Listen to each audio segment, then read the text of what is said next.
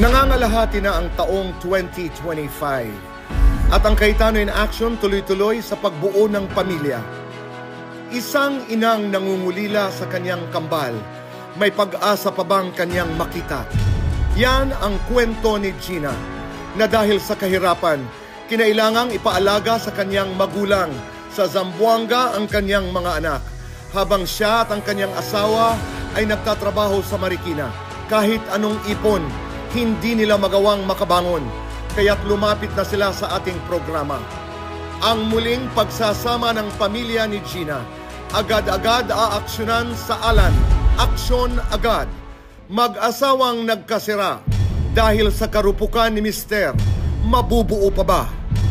Yan ang kwento ni Vanessa na inireklamo ang pagtataksil ng asawang si Jason. Nagtiis siya at nagpatawad. Ngunit ngayong maging mga anak nila ay naapektuhan na. Kailangan na niyang ipaglaban ang karapatan niya. Ang madamdaming harapan ng mag-asawa. Abangan sa Case to Face to Face to Face. At isang pamilyang nagtagumpay sa kanilang laban sa di pangkaraniwang karamdaman. Nagpasalamat sa Panginoon sa pamamagitan ng pagtulong naman sa kanilang kapwang nangangailangan.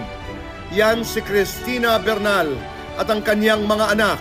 Kilalanin sila sa salamat. At ang katanungan ng mga nanay sa kanilang karapatan sa pamilya, sasagutin sa Tanong ng Pilipino. Lahat ng yan ngayong gabi sa Cayetano in Action with Boy Abunda.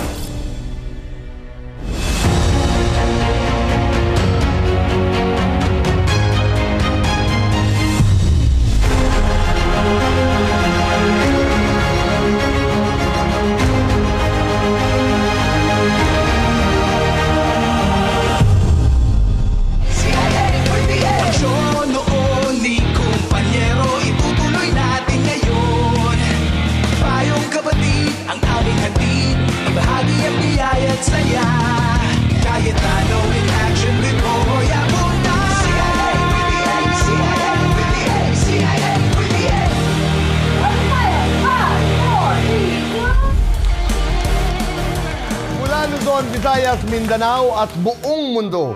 May mga tanong ang ating mga kababayan at panahon na para sagutin ang mga ito dahil ito ang tanong ng Pilipino. Narito po ang unang katanungan. Tanong ng Pilipino mula sa Candelaria, Quezon.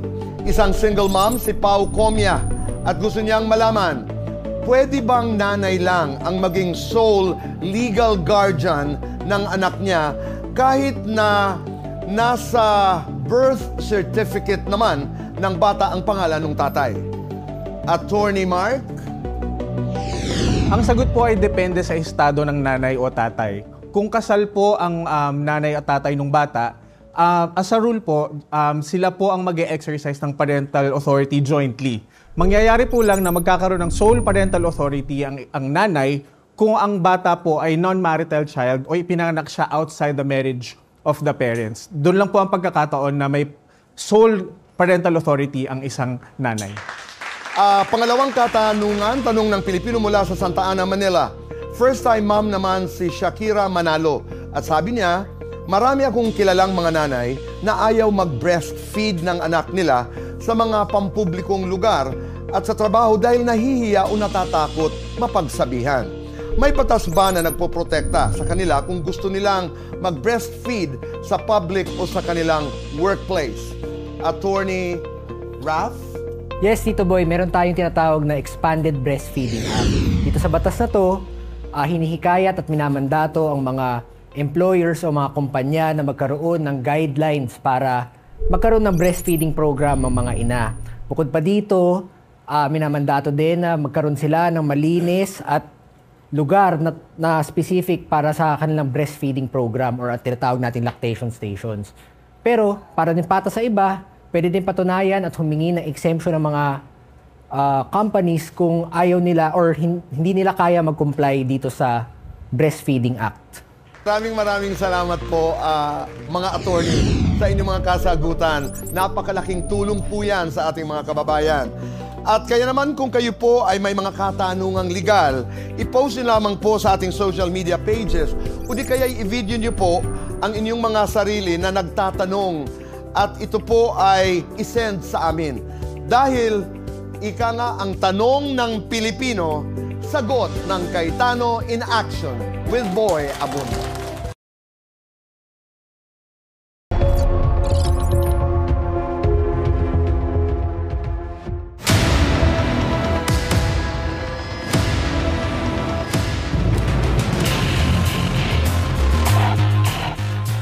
Vanessa, ano ang iyong nirereklamo? Yung aking asawa, meron po siyang kabit. Hanggang ngayon ba? Hindi ko po alam. Masaya po kami. Nagkaroon kami ng anak na panganay. 5 years old yung anak ko, tapos nabuntis po ko ulit ng pangalawa. Tapos lumipat po kami sa bahay ng aking magulang para po may mag-asikaso sa akin. Kasi po yung asawa ko, may trabaho po regularly. 2018 kayo nagpakasal, nagkaroon kayo ng baby. Buntis po ako noon. Noong Opo, ikinasal 7 kayo? months po ako noon. Nasundan nito 2023. Opo. Kailan dumating yung pangatlo? Neto po, 3 months pa lang po akong nanganak. Oh, 3 months. Okay. So, kung ngayong reklamo ay nangangaliwa ang iyong asawa, paano mo nalaman? May katibayan ka ba talaga? Lagi niya pong sinasabi sa akin na, ikaw lang, sapat ka na sa akin. Kumbaga po, yung tiwala ko po is buong-buo. Tapos nung time na nanganak na po ako dun sa pangalawa ko, magpo-4 months, dun ko po nalaman. Paano mo nalaman? May pumunta po sa bahay, yung pinsan po nung affair niya. Suki ko po yun sa ukay. Ano ang laman ng inyong kwentuhan? Sabi ko po sa kanya, totoo ba yung sinabi mo dun sa kababata ko sa simbahan ko? Kasi yung kababata ko po sa simbahan, siya po yung nagsabi sa akin talaga. Anong eksaktong sinabi? Sabi niya, ate, si Kuya Jason daw ay merong kabit. Na-shock po ako. Tapos nung time na yon, dumating po yung sasuki ko po sa ukay. Pumunta po ng bahay. Sa bahay. April 8, 2024. Tapos sabi ko po, ma'am, totoo po ba? Oo, ma'am. Kanyang ganon. Lagi yan nagpupunta sa bahay niya. Uy, bakit nandito ka? Alam mo ba na may asawa yan? Sabi daw niya dun sa pinsan niya. Kasi pinsan niya po yun. Sabi nung kabit, separate na daw sila, kaya kami na ngayon. Hiningi ko po yung Facebook ng babae. Tapos nakita po namin dun sa album ng FB niya, nandun yung mga conversation nila, mga video nila. Nag-swimming sila sa beach, kasama yung anak ko. Na pinaalam niya po sa akin na magti-team building lang po sila. Sila lang po pala yung magkasama sa dagat na yun. Hindi ba nagsumbong ang anak mo? Nagsumbong po. Anong sabi ng anak mo? Sabi po sa akin ng anak ko, Mama, si Papa may crush. Anong ginagawa nila, anak? Sabi ko, ganito mama, oh. Magka-holding hands daw sila, tapos nag-kiss daw sila dito. Kinausap mo na ba si Jason? Lagi naman po kami nag-uusap about dyan, pero ang uwi din po ay talagang talo lang. Never po kasi siyang umamin. Tinanong ko po yung kabit, sabi ko, doon ko po nalaman Paano kayo lahat. nag-usap nung Sa girl? text po, Sa text? at saka calls. Ano ang sinabi mo? Sabi ko sa kanya, ikaw ba yung yung kabit niya? Sabi ko, oo ate, ilang buwan na kayo? Sabi ko sa kanya, 7 months na kami ate. August 2023, nagpatato yung babae sa bahay mismo. Ngayon, nung nagpatato siya, hindi ko akalain na doon na pala mag-uumpisa ang lahat. Kasi po, tattoo artist po yung Tattoo asawa. artist, maliban doon sa kanyang Yes. pagtatrabaho sa Opo. resto bar. Yes. I think parang ginamit lang nung girl yung magpatato sa kanya para mag-meet up sila. Kailan naman kayo nagdesisyon maghiwalay? Wala pa po kaming usapang gano'n. Wala pa. Hindi na po siya nag-i-stay sa bahay. Ngayon, pag-uwi po siya sa isang linggo, isang beses, dadalawin niya yung mga anak ko. Doon minsan matutulog sa bahay. Tapos aalis na. Pag natutulog siya sa bahay, hindi kayo nag-uusap? Hindi kayo nagpapansinan? Din po, nag-uusap. Kaya lagi po kaming nagko-confront, nagpa-fight talaga. So, 6 days, nasaan siya? Hindi ko po alam. Pero ang sabi niya po sa akin, nagtatrabaho po siya. Pero sa iyong palagay ba, patuloy pa rin yung kanilang Yun po yung pakiramdam ko. Kaya hanggang ngayon, ang sakit. Minsan po, pag naglalaba ko, umiiyak na lang po ako mag-isa. Iisip ko na, parang ang unfair. Vanessa, kaya mo pa bang pagbigyan si Jason ng isa pang pagkakataon? nagbigay na ako ng second chance sa kanya, nabuntis po ko ulit sa pangatlo. So, 3 months na po akong nanganak ngayon. Ngayon, nalaman ko po na-open ko po kasi yung cellphone niya. Yung gabing yon, nalaman ko na buntis po yung babae. At itong May po ay manganganak na po yung babae. Anak ba niya yung Yun nga po. baby? Dahil may kwento na sinabi naman daw nung girl na hindi naman anak ni Jason. Yun nga. Ano ba ang sinabi? May katusam daw po yung babae. Hindi daw po siya yung ama. Magka-text po kami ng babae. Ngayon po, umamin po yung babae na hindi daw po totoo yung tusam na sinasabi nila. Pinapalabas lang daw po nila yon sa akin para yun daw po ang paniwalaan ko. Pero ang totoo ay anak ni Jason. Yun po yung naiisip ko. I honor your pain and God bless you.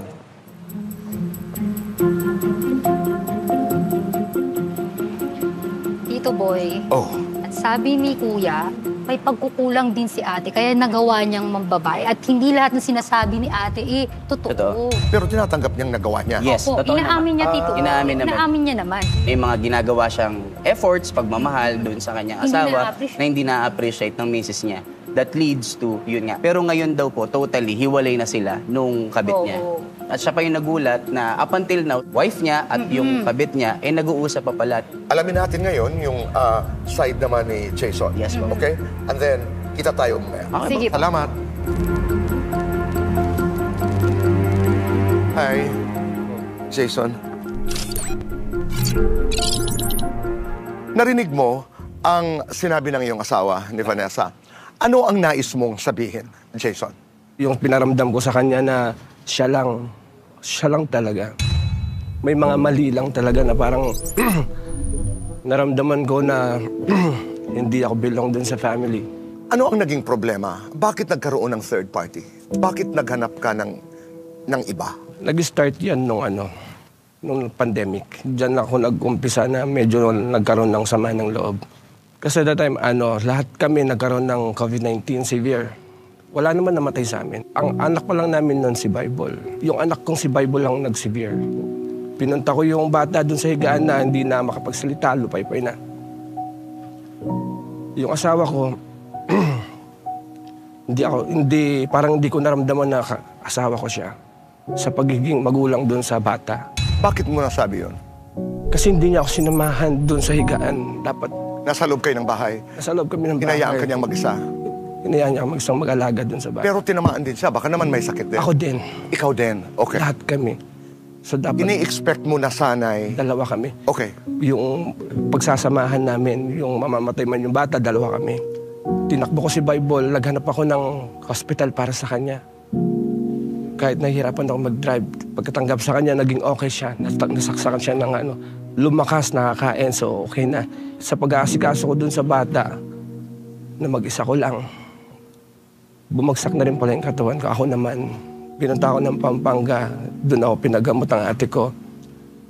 Ang tagal, may 4 na buwan na nagpagaling ako. So, sabi ko, uwi na ako. Makasama ko na sila, kahit doon na ako mamatay, sige, okay lang. Tapos yun, doon na ako nag-isip na feeling ko naparamdam sa akin na wala na. Sabi ko, wala na yung asawa ko. Hindi na ako mahal. Kaya feeling ko, sabi ko sa sarili ko, kung sino yung unang papasok na babae sa buhay ko, sige, baka sakali mapansin ako ulit. Kaya nagkaroon, pumasok yung isang babae. Doon nag-start lahat yon kung bakit ko ginawa yon. Pero ang tagal namin, Tito Boy, hindi ko siya niloko. Ang tagal, marami din mga babae na lumalapit. Hindi ko ginawa. Kaya siya nasasaktan kasi akala niya hindi ko kayang gawin yun. Jason, paano yung outing? Sinama mo ang Tama. panganay. Totoo yun. Totoo yun. Pero hindi mo ba naisip na magtatanong yung bata, may ibang makikita? Kasalanan ko yun. Kasi dun sa point na nandun na ako sana, wala na ako sa Okay. tama. Hindi ko na alam yung ginagawa ko. Kayo ba'y officially hiwalay? Ano ba ang inyong estado? Hindi ko alam eh. Siya Oo, siya hindi kasi ko rin ang alam. Siya kasi ang magdidesisyon yan. Saan ka na uwi ngayon? Stay-in ako doon. Sa iyong pinagtatrabahuan, yung usapin na may kinalaman sa pagbubuntis ng iyong the other girl, ang katotohanan dito ay hindi ikaw ang ama ng bata. Yun yung sabi ng babae. Naniniwala ka ba doon sa babae? Naniniwala ako doon. Kasi Na yun hindi ikaw yun ang ang sabi niya. Meron pa ba kayong relasyon Wala na. nung girl? May bala ka bang balikan ang iyong pamilya? Si Vanessa at ang inyong mga anak? Opo. Oo naman. Opo Kaya naman. mo ba bigyan muli ng isa pang try ang inyong relasyon? Kung mangyayari na magiging toxic yung relasyon, tapos babalikan na ng babalikan yung dati, masasayang yung chance na yan. Di, parang ayoko na. Wala na rin po kasi umiinom na eh, naninigarilyo na. Mahal mo pa ba si Vanessa? Opo naman. Pero pag binabalikan niya yung dati, parang nawawala. Jason, may dahilan ang lahat. Siguro pinagtagpo-tagpo tayo ng Panginoong Diyos dahil merong isang mahalagang dahilan. Maraming salamat. Thank you. Salamat, Jason. Salamat. Daming kwento na Dami. iba, no? Totoo, Tito Boy. Nung narinig ko yun, talagang naloka ako. Talagang kailangan pakinggan mo yung dalawang panig. Kasi kung isa lang pakinggan mo, yung simpatya mo mapupunta doon. Mamaya, kasama si Kuya Alan, magaganap po ang pag-uusap na ito sa pagbabalik ng Cayetano in Action with Boy Abunda.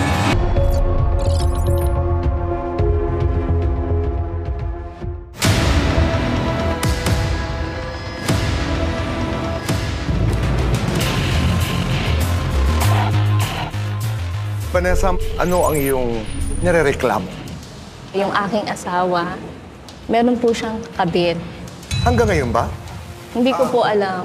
Masaya po kami. Nagkaroon kami ng anak na panganay.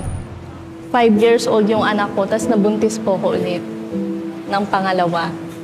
Tapos lumipat po kami sa bahay ng aking magulang para po may mag-asikaso sa akin. Kasi po yung asawa ko, may trabaho po regularly. 2018 kayo nagpakasal, nagkaroon kayo ng baby, Buntis po ako noon. Noong Opo, ikinasal 7 kayo? months po ako noon. nasundan nito 2023. Opo. Kailan dumating yung pangatlo? Neto po, 3 months pa lang po akong Oh, nanganak. 3 months. Okay. So, kung ngayong reklamo ay nangangaliwa ang iyong asawa, paano mo nalaman? May katibayan ka ba talaga? Lagi niya pong sinasabi sa akin na, ikaw lang, sapat ka na sa akin. Kumbaga po, yung tiwala ko po is buong buo. Tapos nung time na nanganak na po ako dun sa pangalawa ko, magpo 4 months, dun ko po nalaman. Paano mo nalaman? May pumunta po sa bahay, yung pinsan po nung affair niya. Suki ko po yun sa ukay. Ano ang laman ng inyong kwentuhan? Sabi ko po sa kanya, totoo ba yung sinabi mo dun sa kababata ko sa simbahan po? Kasi yung kababata ko po sa simbahan, siya po yung nagsabi sa akin talaga. Anong eksaktong sinabi? Sabi niya, ate, si Kuya Jason daw ay merong kabit. Na-shock po ako. Tapos nung time na yon, dumating po yung sasuki ko po sa ukay, pumunta po ng bahay. Sa bahay. April 8, 2024. Tapos sabi ko po, ma'am, totoo po ba? Oo, ma'am. Kanyang ganon. Lagi yan nagpupunta sa bahay niya. Uy, bakit nandito ka? Alam mo ba na may asawa yan? Sabi daw niya dun sa pinsan niya. Kasi pinsan niya po yun. Sabi nung kabit, separate na daw sila, kaya kami na ngayon. Hiningi ko po yung Facebook ng babae. Tapos nakita po namin dun sa album ng FB niya, nandun yung mga conversation nila, mga video nila. Nag-swimming sila sa beach, kasama yung anak ko.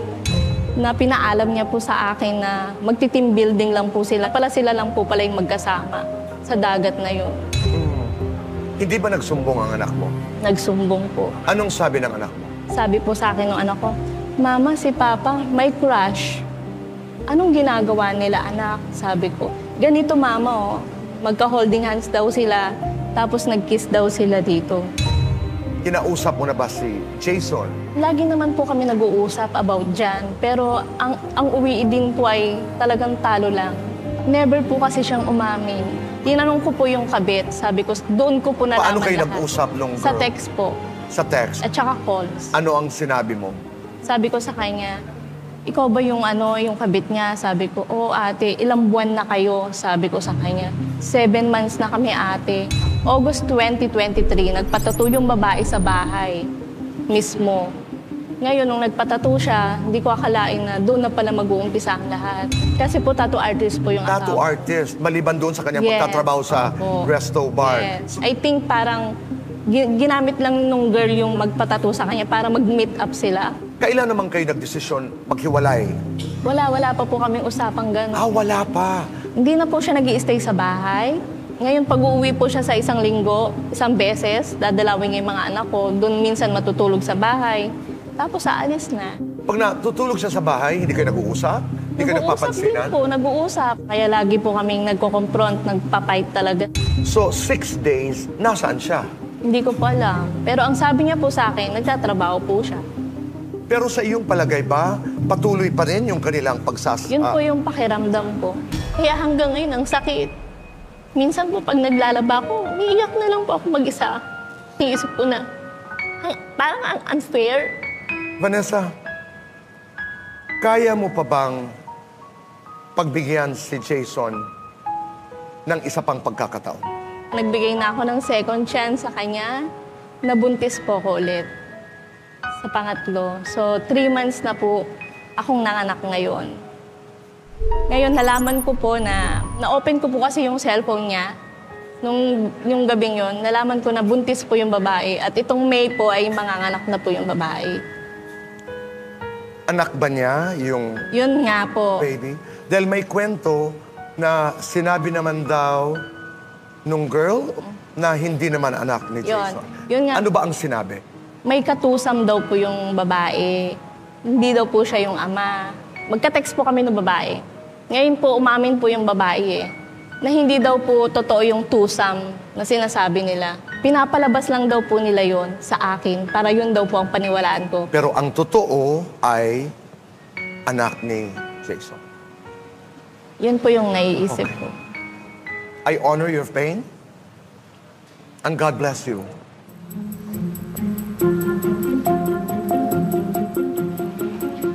Tito Boy, Oh, at sabi ni Kuya, may pagkukulang din si ate, kaya nagawa niyang mambabae. At hindi lahat ng sinasabi ni ate, totoo. Totoo. pero tinatanggap niyang nagawa niya. Yes, Opo, totoo inaamin niya, Tito. Inaamin naman. Inaamin niya naman. May mga ginagawa siyang efforts, pagmamahal doon sa kanyang Hindi asawa na-appreciate. na hindi na-appreciate ng misis niya. That leads to, yun nga. Pero ngayon daw po, totally, hiwalay na sila nung kabit niya. Oo. At siya pa yung nagulat na up until now, wife niya at yung kabit niya, nag-uusap pa pala. Alamin natin ngayon yung side naman ni Jason. Yes, ma'am. Okay? And then, kita tayo mamaya. Okay, Sige po. Salamat. Hi, Jason. Narinig mo ang sinabi ng iyong asawa ni Vanessa. Ano ang nais mong sabihin, Jason? Yung pinaramdam ko sa kanya na siya lang talaga. May mga mali lang talaga na parang naramdaman ko na hindi ako belong dun sa family. Ano ang naging problema? Bakit nagkaroon ng third party? Bakit naghanap ka ng iba? Nag-start yan nung pandemic. Diyan ako nag-umpisa na medyo nagkaroon ng sama ng loob. Kasi that time, lahat kami nagkaroon ng COVID-19 severe. Wala naman namatay sa amin. Ang anak pa lang namin noon si Bible. Yung anak kong si Bible lang nag-severe. Pinunta ko yung bata dun sa higaan na hindi na makapagsalita, lupay-pay na. Yung asawa ko, parang hindi ko naramdaman na asawa ko siya sa pagiging magulang dun sa bata. Bakit mo nasabi yun? Kasi hindi niya ako sinamahan dun sa higaan. Dapat Nasa loob kayo ng bahay. nasa loob kami ng bahay. Hinayaan ka niyang mag-isa. Hinayaan niya ako mag-alaga dun sa bahay. Pero tinamaan din siya. Baka naman may sakit din. Ako din. Ikaw din. Okay. Lahat kami.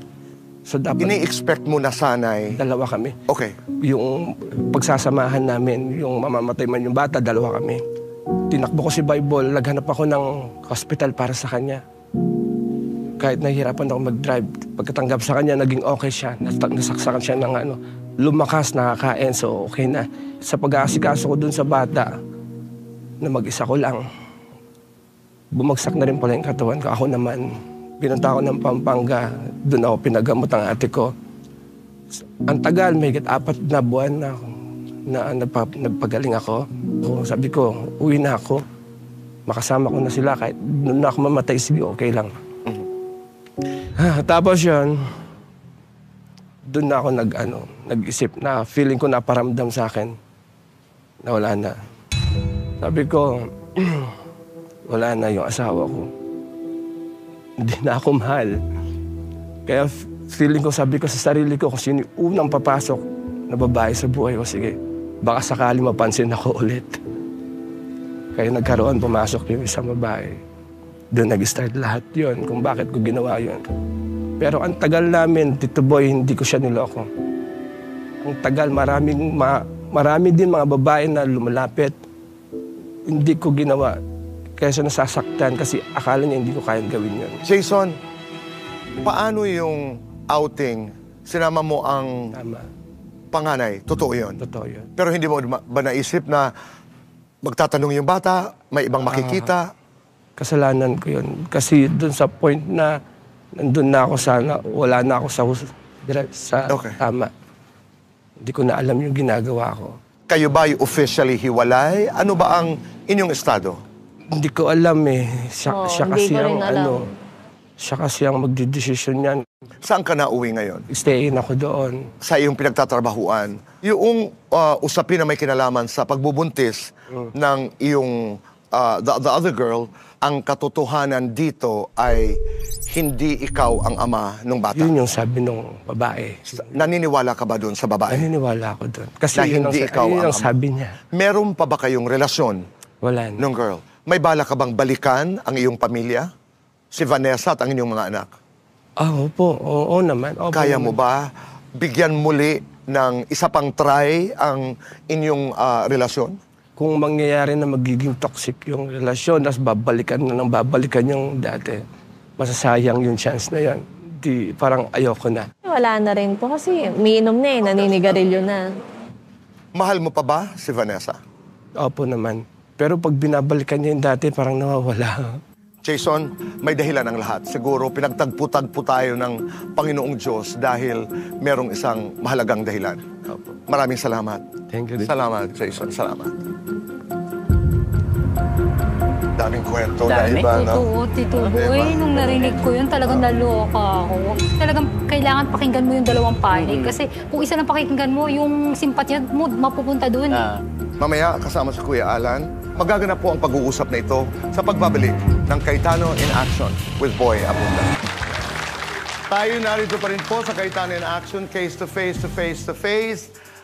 Kuya Alan at ang ating mga abogado, Attorney Rafi, Attorney Bernadette, Attorney Matt. Narito po ang nagrereklamo, si Vanessa. At ang kanyang inirereklamo ang kanyang asawa na si Jason.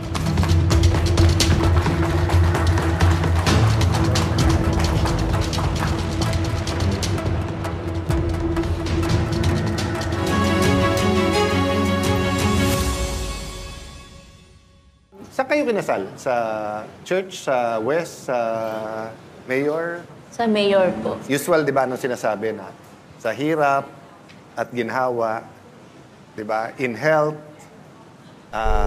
or in sickness, di ba? Tapos yung pinakadulo, till death shall we part.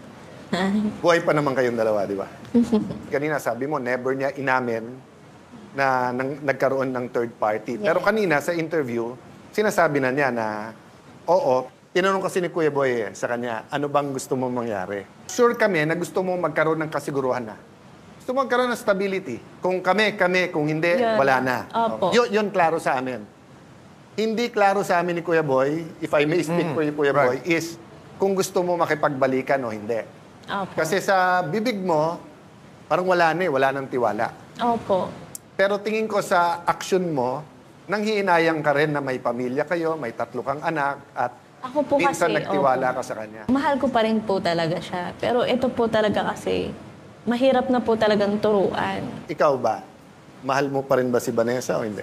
Mahal ko siya, kaso pagka binabalikan niya yung dati, parang nawawalan ako ng gana. Kasi kung bibigyan niya ako ng chance, bigyan niya ako ng chance. Ngayon, nasa kanya naman lahat ng favor eh. Kung gusto niyang magtrabaho, hanap siya ng trabaho, ako mag-stay sa bahay, siya naman. Pero kasi ngayon, ang hirap maghanap ng trabaho. Kailangan maghanap ka muna ng trabaho. Pag meron ng trabaho, saka ako mag-stay sa bahay. Pero intindi natin, Jason, na ang stay-at-home mom ay full-time. Ay, gusto niya po yun na siya ang magtrabaho. Oo. Siya po ang may gusto. Gusto ko rin po yung hindi na lang iikot sa isang... Opo, gusto ko rin... Yes. Mga stay-at-home moms, minsan feeling na sobrang trapped na sila sa bahay, sa buhay. Lalo na, like, wala silang sariling pera or ano. Opo. Na feeling na helpless na sila sa situation. Opo. Na paulit-ulit yung routine. Pero konteksto kasi, Jason, kapag ka ang isang lalaki ay nagkaroon ng third party, kasama na sa tinanim natin yon. Talagang ang anihin natin ay sunod-sunod na pagdududa. Ang tiwala kasi 100% or wala. Ang katotohanan nun, Jason, na mangako man siya ngayon na, sige, pag nagkabalikan tayo, buo na tiwala ko, you have to earn it. Nung nagbigay kayo ng vow sa bawat isa, na now and forever yung kasal, sa hirap at ginhawa, till death will part, naniniwala ba kayo doon o hindi? Diba? Hindi nyo kailangan sumagot ngayon. Kailangan yung sagutin sa inyong sarili. Kasi kung naniniwala kayo doon, simpleng solusyon, marriage counseling. Kung magkakabati kayo, kailangan may hard rules kayo. So kung sasabihin niya, kahit anong hirap, hindi ka pwedeng mambabae. Di ba? O, pag sinabi mo naman, Vanessa, pag sinabi kong ganon, ibig sabihin, 2 beses mo na sinabi sa akin yun. Pag sinabing ganon, 3, ibig sabihin, I hear you, pero wag mo nang ulitin. I hear you, Jason, yung dapat nakabukod kami, dapat ganito, pero mabigat na yun eh. Kasi like for her, pwede niya sabihin, sige, lipat tayo doon, but I need to trust you. Which is my third point, no? Yung trust, ina-earn yun. Ang asawa, lalaki o babae, pag kayo'y nangaliwa, kasalanan nyo na. Hindi mo pwedeng sabihin na kasi may hirap, kasi ganyan, etc. Alam mo yung kantang, alam mo ba, mahal ko na.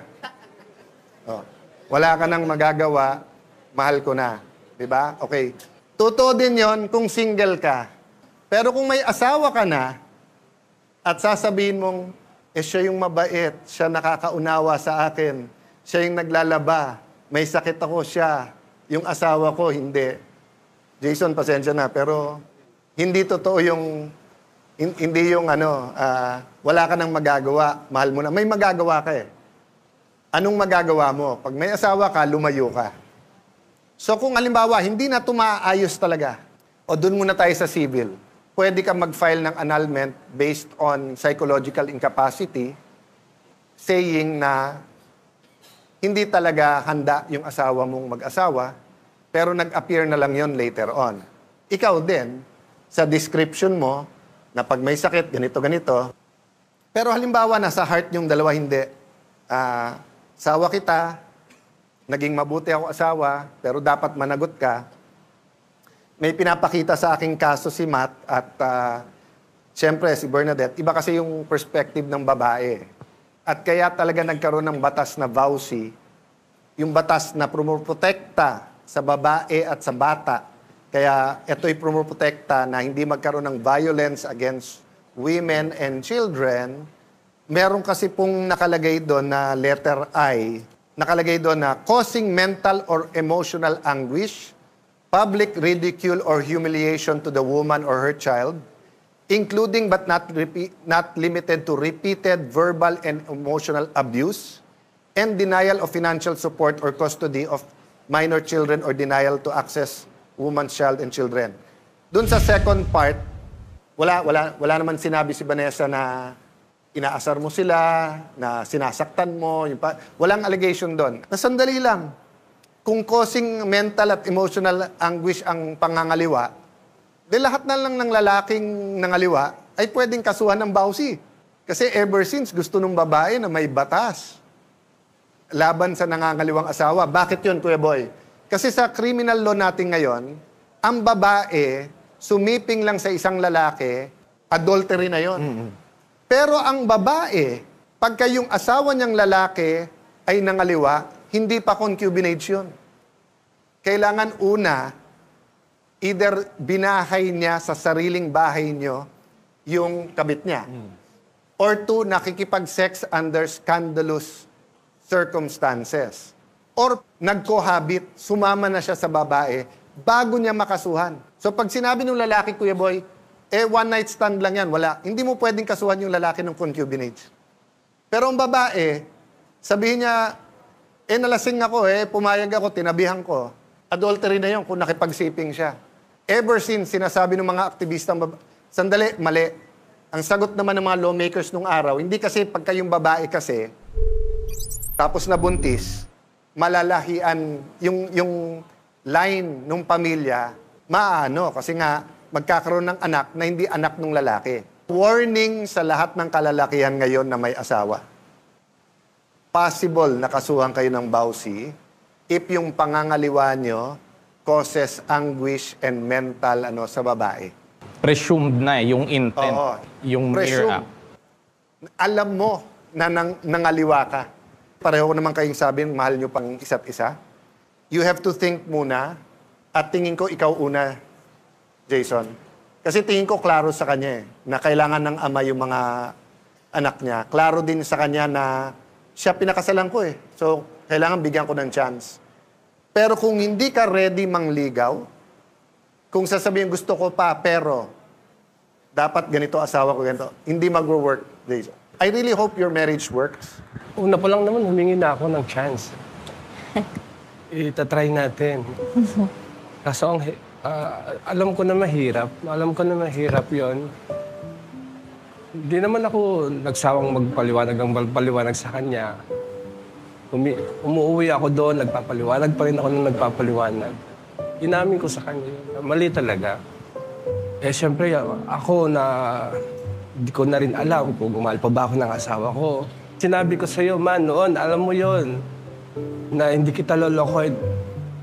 Nakuha ko yung tiwala mo. Alam ko, naniniwala ko na alam mo yun. Ito lang ako sumablay. Kasi hindi ko alam Bigla ka nagbago. Ang laki ng pinagbago mo. Nasa sayo pa rin naman, pero gusto ko pa rin naman maayos tayo. Gusto kong bumalik yung dati. Ang saya natin dati, masaya tayo. Pag naalala ko ngayon dati, sobrang saya. Yung nakahiwalay tayo, yung may sarili tayong bahay, kahit na kubo. Naalala mo nung kahit na mahirap buhay, masada ako, di ba? Oo. Kahit talong lang ulam natin, talbos lang ng saluid dyan sa gilid, ang saya natin. Hindi ko alam bakit biglang dumating sa puntong ganito na. Naghihintay lang ako. At itatry ko din naman yung the best ko na, liligawan kita ulit. Itatry ko. Pero Jason, klaro lang. Pinagsisisihan mo pa sa harap ng iyong asawa ang iyong nagawang pangangaliwa. Opo, pinagsisisihan ko. Ang mga babae, absolutist yan. Yeah. Gusto niyan, sigurado. Ayaw niya yung parang, sige, mangliligaw ka, pero konting hirap, ayaw mo na. Kaya alam yung marriage counseling naman, kasi sa probinsya nga sila based, pwedeng psychologist, psychiatrist, pwedeng pare, pwedeng pastor. O yung mga taga-couples for Christ. Right. O yung pinagdaanan lang yung dinaanan nyo. Oo, yung papagitna baga na pareho ninyong iginagalang. Vanessa, palagay ko kailangan marinig namin ikaw. Ano ngayon ang nais mong sabihin? Meron pa rin gumugulo sa isip ko. Gusto ko pa rin po talagang maliwanagan about dun sa kanya at saka dun sa babae. Lalo na nung isang araw na nalaman ko nga about dun sa baby. Maski sabihin naman ni Jason na hindi ka lubos na maniniwala, di ba? May mga bagay na kailangan mo i-let go.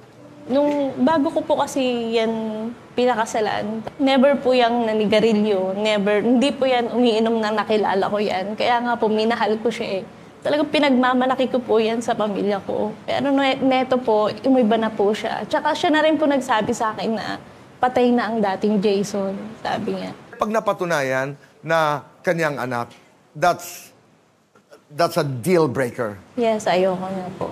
It really takes a lot of courage and strength para magpatawad.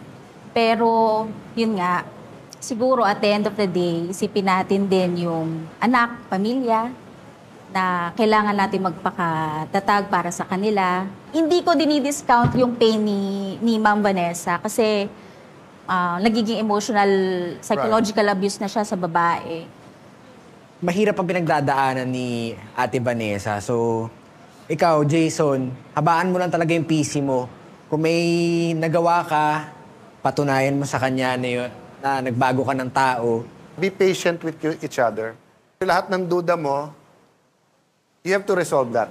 Maraming salamat. So in other words, hindi nagtatapos dito. Ito'y maaaring umpisa pa lamang ng maraming pag-uusap. Jason, sa'yo na yung huling salita. Ma, malamig mamaya.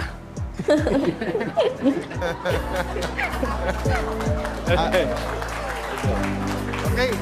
Bago tayo maging rated R, babalik ang CAA with DA.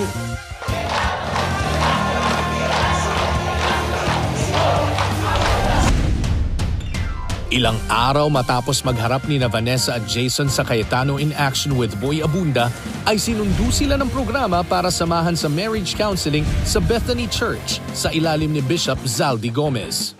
Pag-usapan namin yung about sa relasyon namin bilang isang mag-asawa. So meron naman kaming natutunan at may mga naayos din at naliwanagan. Malaking tulong yun, yung kay Bishop. Ang laking tulong kasi na naipaliwanag mo sa amin lahat. Pati yung gusto kong ipaliwanag sa asawa ko, nasabi niya lahat. Maganda yung naging resulta nung pinagpunta namin doon. We are building again.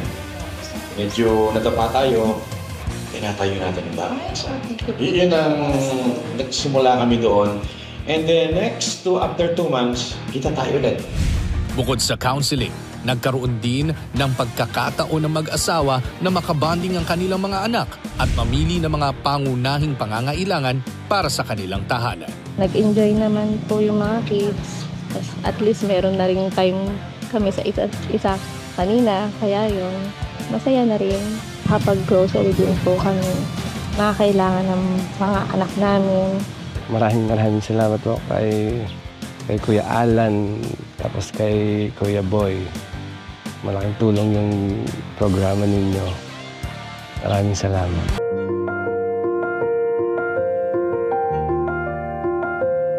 Gina, on behalf of Kuya Alan at Cayetano in Action, narito ang iyong kambal at ang iyong buong pamilya.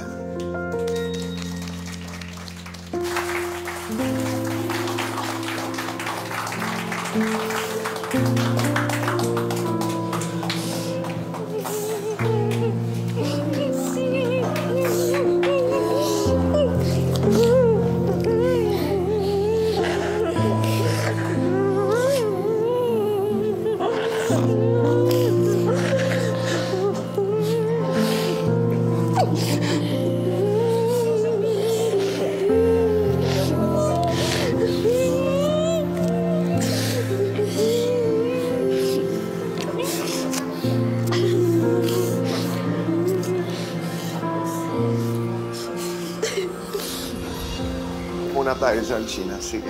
Dito kayo. Muna. Tatay. Oo. Cedric. Napakagandang reunion po ang nagaganap ngayon. Kuya Alan, bilang selebrasyon na rin ng araw ng pagkabuhay. Gina, nariyan ang iyong dalawang anak, Cedric at si Sergio. Ano ang naisabihin ng iyong puso? Thank you po kasi natupad mo yung pangarap ko. Kahit sabihin mo, pangarap lang po yun. Pero ngayon po, natupad na po, nakasama ko na po sila. So yung mga kapatid nila, hindi rin sila nakikita? Isang bisis po. Nandito ang mga ibang kapatid ng asawa ni Gina, si Tatay Henry, si Lolo, at si Henry Jr. Hello, Henry Jr. Artista. Maraming salamat. Welcome to Cayetano in Action. Cedric, Sergio, may nais ba kayong sabihin kay Mama? Ano?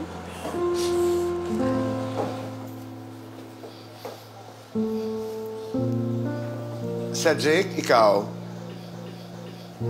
masaya ka ba na nakita mo ang Mama? Unang-una talagang salamat sa Panginoon na naging bahagi ang Cayetano in Action with Boy Abunda sa inyong pagsasama-sama. Pangalawa, Tatay Litoy, we want to honor you. Yes, sir, yes. Salamat sa sakripisyo mo para sa kanila. Di namin alam kung ano plano nyo. But kung ano may tutulong ng Cayetano in Action para kayo'y magsama-sama or magkita-kita, ang hingin lang namin naman sa inyo lahat, kay Corinne, kay Faith, kay Henry, Cedric, Sergio, mag-aral kayo mabuti. Naiya din akong humarap sa inyo. Parang ba't ganito nangyayari sa ating bansa?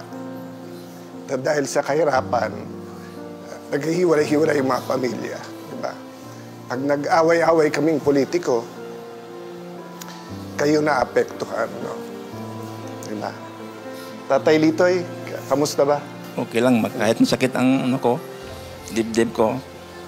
Basta makita ilang mama nila, okay na, sir. Hanggang po na makita ilang mama nila, saka ang papa nila. Pero hindi naman to babay. Si Henry ang gusto kong makausap. Henry, tabi ka kay Kuya Boy. Halika. Halika. Halika. Halika, dito ka sa amin. Halika, dito ka, dito ka, dito ka. Lipat tayo, Kuya Boy. Halika. Kaya. Kumusta ka? Okay lang. Oo. Ilang taon ka na? How old are you? 6. 6? Alam niyo may bunso kayong kapatid na. Nagkakausap kayo kahit paano nung kayo nasa Sibugay? Oo. Pero ngayon nyo lang siya nakita. Oo. Oo. Seryo, pag nagkakausap kayo nila Ate Faith, Ate Corinne, sinasabi niyo gusto niyo makarating dito sa Maynila? Anong grade ka na? 7. Cedric, magkaklase kayo? Ang hirap magkamukha eh. Seryo, anong nais mong sabihin? Masaya ako na nandito na ako. Saan mo isasama sila, kuya? Sa bayan. Sa bayan ng Marikina. Magmo-mall kayo? Ha? Hindi. Hindi. Kung hindi kayo magmo-mall, anong gagawin? Sasama kasi kami. Faith, Corinne, kayo na lang. Alam niyo, Corinne, na dadating sila. Hindi po. So, nagulat din kayo. Pero alam mo na, wish ng mami mo talaga yun. Opo. Ano lang po, yung magkakasama lang po ulit kami. So, ikaw na tatanungin ko bilang ate. Saan mo silang gustong idalin? Saan ang special para sa inyo na gusto mong sama-sama kayo? Kahit saan naman po, magkakasama lang po. Basta magkakasama. Yan ang mahalaga. Nanay Gina, kung sasabihin mo sa iyong dalawang anak, salamat at sorry, paano mo sasabihin? Salamat kasi nandito na sila, magkakasama na kami. Kahit sa hirap ng buhay. Kahit ano lang makain mo sa bahay, basta magkasama kami. Okay na po yun, masaya. At sorry kung napalayo man sila dahil sa kahirapan ng buhay. Pero, ngayon magkasama na kami. Thank you, Lord. Thank you. Thank you. At babawi na tayo ngayon. Oo, di ba? Babawin po. Makakapagsimula pa tayo muli. Di ba? It's always being given the chance to start over. Opo. Bagong panimula. Tatay, maraming salamat. Faith, Corinne, Tatay Henry, Nanay Gina, maraming salamat. Maraming salamat at pinayagan mo ang Cayetano in Action maging bahagi ng iyong buhay at ng inyong kwento. Kuya Alan, God bless you. Cayetano in Action with Boy Abunda would like to thank Ensaymada from La Luna Cafe. Come home to a delicious tradition. We're located at 103 ML Quezon Avenue, Hagonoy, Taguig. 7. Visit at B6, Bonifacio High Street, BGC, Taguig. Ate Manilin, nakita mo yung sinare ko sa Facebook? Kung saan yun? Ano ka ba? Saan nga, kuya? Merong isang pamilya sa Pasig na laging nagbibigay ng tulong. Oh. Minsan, nagpapa-feeding program sige. sila. Minsan naman nagdodonate sila sa Home for the Aged. Ay, wait lang. Check mo. Check ko nga. Ay, ang galing naman. Diba? Nakakataba naman ng puso to. Saan kaya nila nakukuha yung motivation nila para gawin to, tumulong sa kapwa? Diba? Naisip ko. Of course! Siyempre, aalamin natin yung kwento nila tapos ipapakilala natin kay Kuya Alan. So, tara, puntahan natin sa... Let's go! Okay, Kuya. Thank you so much, Kuya.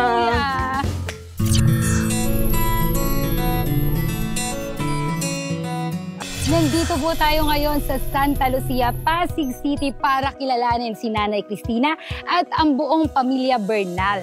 Tara! Uy, ito pala. Oo nga, kita mo, naabutan pa natin silang po. nagpapa. Ako pala si Maganda. Nico. Ayan, hello po. Good Ako po morning. naman si Mandy. Yes, so ito po pala ang Share a Hope PH. So, curious po kaming malaman kung ano ang Share a Hope PH. Pero bago po natin pag-usapan yon, pwede po bang pagkwentuhan muna natin ang family niyo po? Okay po ba yan? Okay. Nanay Cristina, I've heard po kasi na isa po kayong solo parent. Gaano po kahirap para sa inyo na itaguyod po yung 6 niyong anak, tapos eto po, may gawain pa po kayo na pagtulong sa kapwa. Mahirap talaga, pero na-bless naman ako na may trabaho akong maayos. At saka, nagsusupport din naman yung father nila. So, kahit papano, nagtutulungan. Kinakaya siguro sa tulong na rin ng Diyos. Opo. Ma'am Cristina, may napagdaanan na po ba ang family niyo na talagang sumubok sa relasyon yung pamilya at mas nagpatatag pa?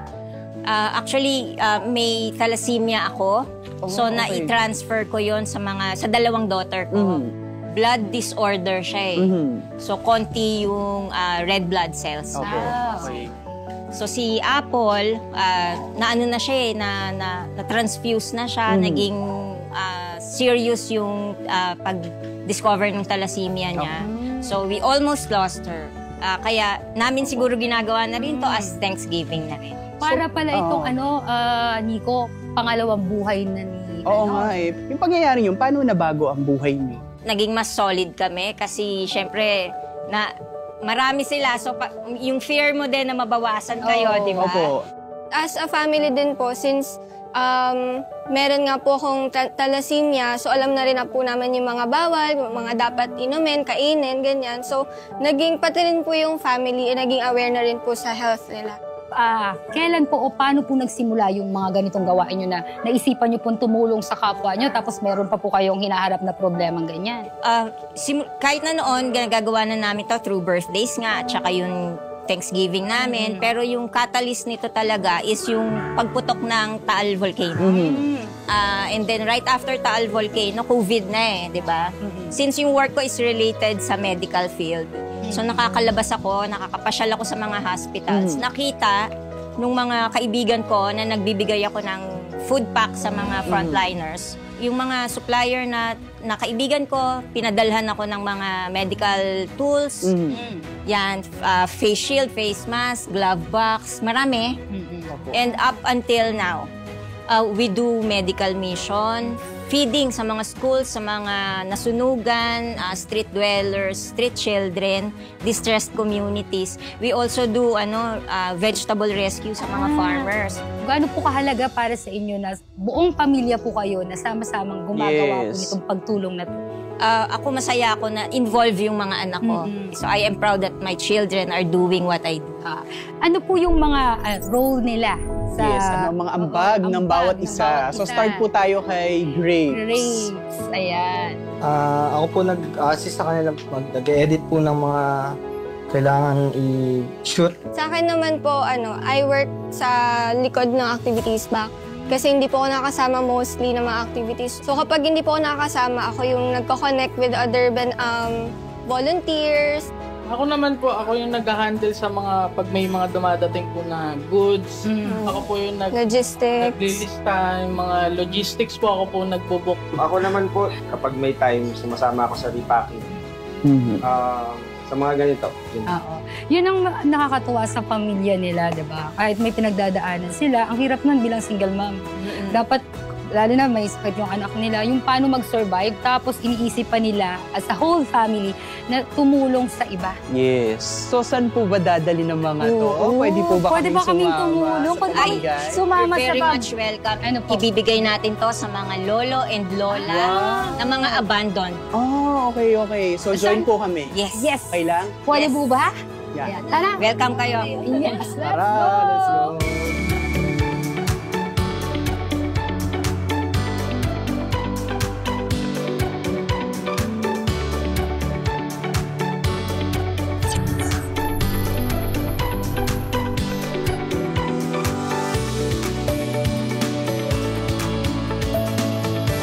Tay, alalay tay ah.